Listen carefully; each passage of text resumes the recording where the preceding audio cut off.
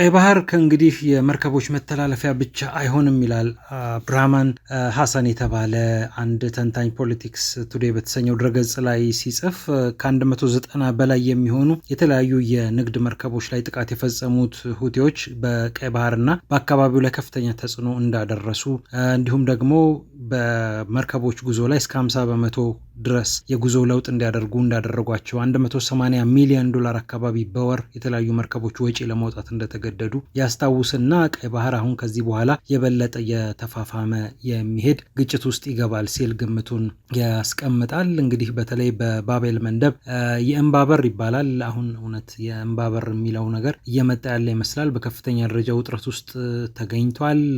በአፍሪካ ቀንድ ውስጥ ያሉ ሀገራት በራሳቸው ጉዳይ ላይ ከሚወስኑት ይልቅ ሌሎች የሚወስኑላቸው እየበለጠም ይገኛል። እስራኤል ለሶማሌላንድ እውቅና መስጠቷን ተከትሎ አካባቢው ዳግም እየታመሰ ይገኛል። በነገራችን ላይ የሶማሌላንዱ ፕሬዚዳንት ወደ እስራኤል እንደሚያመሩ እየተጠበቀ ይገኛል። ሁለቱም እንግዲህ እውቅና ተሰጣጥተዋል። እስራኤል ለሶማሌላንድ እውቅና ሰጥታለች፣ ሶማሌላንድ ደግሞ ለእስራኤል በምትኩ እውቅና ሰጥታለች። ወደ ቴል አቪቭ የሚያደርጉት ጉዞ እንግዲህ አሁን ይጠበቃል። አጠቃላይ ስምምነታቸውን የበለጠ መደበኛ ለማድረግ ፎርማል ለማድረግ ሊጓዙ ይችላሉ። ከዛ ውጭ ደግሞ የአብርሃም ስምምነት አብርሃም አኮርድስ እየተባለ የሚጠራ ዶናልድ ትራምፕ 2021 አውሮፓውያን አቆጣጠር ላይ ይፋ ያደረጉት አንድ የሰላም ስምምነት ማዕቀፍ እንዳለ ይታወቃል። ለእስራኤል እውቅና እንዲሰጥ እስራኤልም ደግሞ ለሌሎቹ እውቅና እንድትሰጥ የማድረግ ሀሳብ ነበር ያለው። የተባበሩት አረብ ኤምሬትስ፣ ሱዳን፣ ሞሮኮ፣ ባህሬን በዚህ ጉዳይ ላይ እንግዲህ አብረው ከእስራኤል ጋር እየሰሩ ይገኛሉ። አሁን ደግሞ ሶማሌላንድ እንግዲህ የዚህ አካል እንድትሆን እስራኤል ጥያቄ እንደምታቀርብ ጭምር መናገሯ የሚታወቅ ነው። የእስራኤሉ ጠቅላይ ሚኒስትር ቤንያሚን ኔታንያሁ ለዶናልድ ትራምፕ የሶማሌላንድን ፍላጎት አሳውቃለሁ ማለታቸውም የሚታወስ ነው።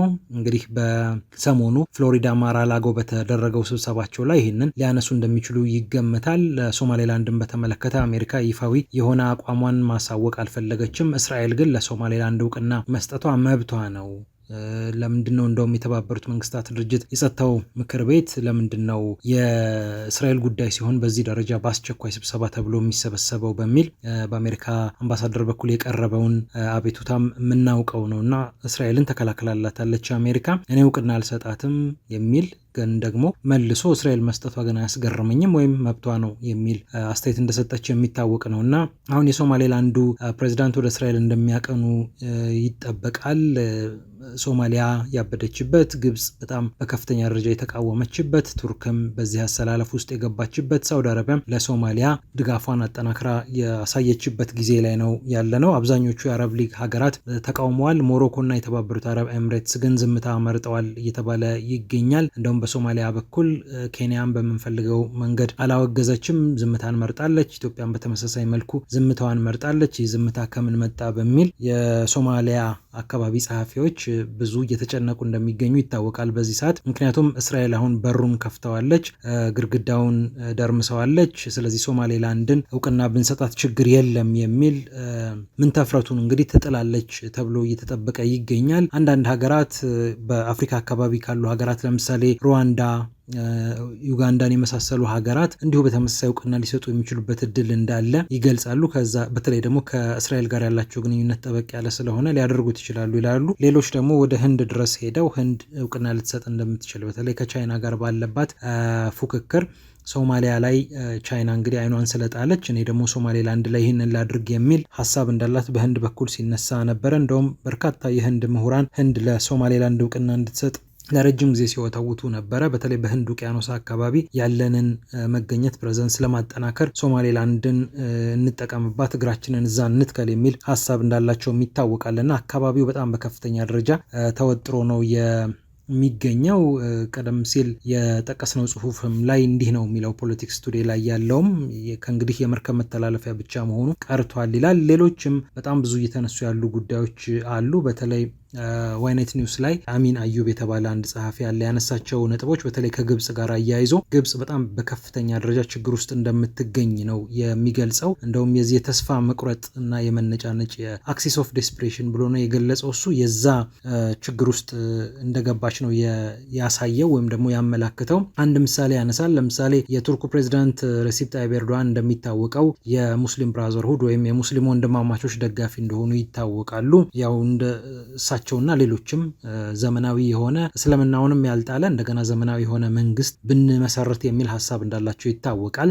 አረቦቹ ደግሞ ይህንን በጣም እንደሚፈሩት የሚታወቅ ነው። እንደውም የመሐመድ ሙርሲን መንግስት በከፍተኛ ደረጃ ደግፈው እንደነበር ይታወቃል። ኤርዶዋን በግብፁ ፕሬዚዳንት አብዱልፈታህ አልሲሲ ላይም በጣም ጸያፍ ንግግር ሲናገሩ ነበረ።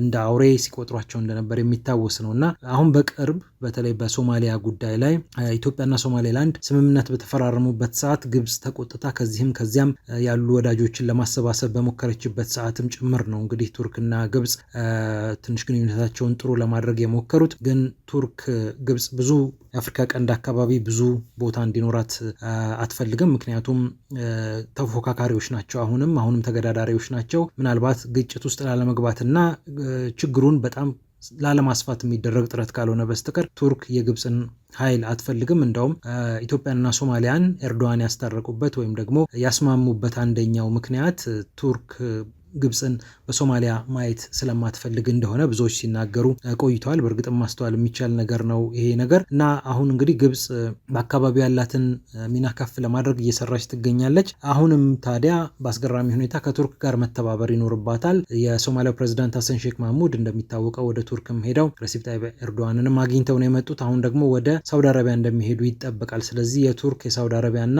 የግብፅ ጥምረት ሶማሊያን ለማትረፍ አሁንም መረባረቡ አልቀረም። በሌላ በኩል ደግሞ የተባበሩት አረብ ኤምሬትስ ከእስራኤል ጋር በመሆን ሶማሌላንድን መደገፏ የሚቀር አይደለም እና ምን ይላል አሚን አዩብ እንግዲህ የሙስሊም ብራዘርሁድ አራማጆች የሆኑትን ቱርኮች ግብጾች ለመለማመጥ ተገደዋል። መሐመድ ሙርሲን ገልብጠው የመጡት አብዱልፈታህ አልሲሲ መሐመድ ሙርሲን እና ሙስሊም ብራዘርሁድን ከገለባበጡ በኋላ አሁን ደግሞ ያንን የምትደግፈውን ያንን ሀሳብ የምታቀነቅነውን ቱርክ ይዘው እንግዲህ በሶማሌላንድ ላይ የተፈጠረውን ነገር ለማካካስ ይሞክራሉ እያለ ይገኛል። ሌላ ያነሳው ነጥብ ደግሞ ምንድን ነው? ከሶማሊያ እንዳትወጣ ግብጽ የምትፈልግበት ዋነኛው ምክንያት የተዳከመችዋን ሶማሊያ እንዲሁም ደግሞ እውቅና ያልተሰጣትን ሶማሌላንድ ሞቃዲሾ ይዛ እንድትቀጥል ትፈልጋለች። ሶማሌላንድ ሀገር ሆና ወጣች ማለት አንድ ጠንካራ ሀገር እዛ አካባቢ ተመሰረተች ማለት ነው። ስለዚህ በዛ መሃል ደግሞ ያው ግብጽ የምታጣቸው ነገሮች አሉ። ከምንም በላይ የተዳከመ የሶማሊያ ማዕከላዊ መንግስትን ልደግፍ እንዲል አድርግ በሚል ሰበብ በሶማሊያ የበለጠ ኃይሏን የምታስጠጋበት በኢኮኖሚውም በሁሉም ነገር ተጽዕኖ የምትፈጥርበትንም መንገድ እንደምትሞክር ይገልጻል ጽሁፉ ማለት ነው። በነገራችን ላይ በሰሜን ሲናይ ግብጽ እንግዲህ የተለያዩ ግንባታዎችን የተለያዩ ግብርና ፕሮጀክቶችን እንዲሁም መሬት የማስተዳደር ስራዎችን እሰራለሁ እያለች ትገኛለች። ይሄ ደግሞ ለእስራኤል በጣም ቅርብ በሆነ ቦታ ላይ ነው ይሄ የሆነው። እንግዲህ እስራኤል ለሶማሌላንድ እውቅና መስጠቷን ተከትሎ አካባቢው ተተረማምሷል። በርካታ እንግዲህ የኃይል አሰላለፉ ከሞላ ጎደል የሚታወቅ ነው። ሳውዲና ኤምሬትስ በየመን በሱዳን የጀመሩትን ፍጥጫ በዚሁ በሶማሌላንድና በሶማሊያ እንደሚቀጥሉ ይጠበቃል።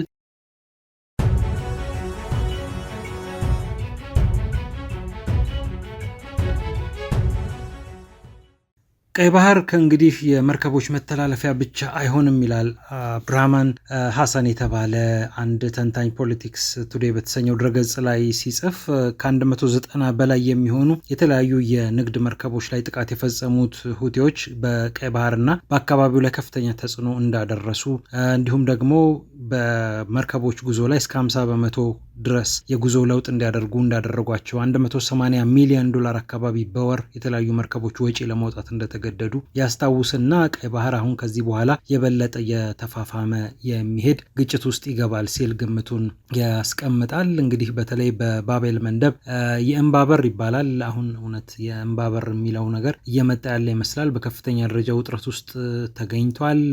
በአፍሪካ ቀንድ ውስጥ ያሉ ሀገራት በራሳቸው ጉዳይ ላይ ከሚወስኑት ይልቅ ሌሎች የሚወስኑላቸው እየበለጠም ይገኛል። እስራኤል ለሶማሌላንድ እውቅና መስጠቷን ተከትሎ አካባቢው ዳግም እየታመሰ ይገኛል። በነገራችን ላይ የሶማሌላንዱ ፕሬዚዳንት ወደ እስራኤል እንደሚያመሩ እየተጠበቀ ይገኛል። ሁለቱም እንግዲህ እውቅና ተሰጣጥተዋል። እስራኤል ለሶማሌላንድ እውቅና ሰጥታለች፣ ሶማሌላንድ ደግሞ ለእስራኤል በምትኩ እውቅና ሰጥታለች። ወደ ቴል አቪቭ የሚያደርጉት ጉዞ እንግዲህ አሁን ይጠበቃል። አጠቃላይ ስምምነታቸውን የበለጠ መደበኛ ለማድረግ ፎርማል ለማድረግ ሊጓዙ ይችላሉ። ከዛ ውጭ ደግሞ የአብርሃም ስምምነት አብርሃም አኮርድስ እየተባለ የሚጠራ ዶናልድ ትራምፕ 2021 አውሮፓውያን አቆጣጠር ላይ ይፋ ያደረጉት አንድ የሰላም ስምምነት ማዕቀፍ እንዳለ ይታወቃል። ለእስራኤል እውቅና እንዲሰጥ እስራኤልም ደግሞ ለሌሎቹ እውቅና እንድትሰጥ የማድረግ ሀሳብ ነበር ያለው። የተባበሩት አረብ ኤምሬትስ፣ ሱዳን፣ ሞሮኮ፣ ባህሬን በዚህ ጉዳይ ላይ እንግዲህ አብረው ከእስራኤል ጋር እየሰሩ ይገኛሉ። አሁን ደግሞ ሶማሌላንድ እንግዲህ የዚህ አካል እንድትሆን እስራኤል ጥያቄ እንደምታቀርብ ጭምር መናገሯ የሚታወቅ ነው።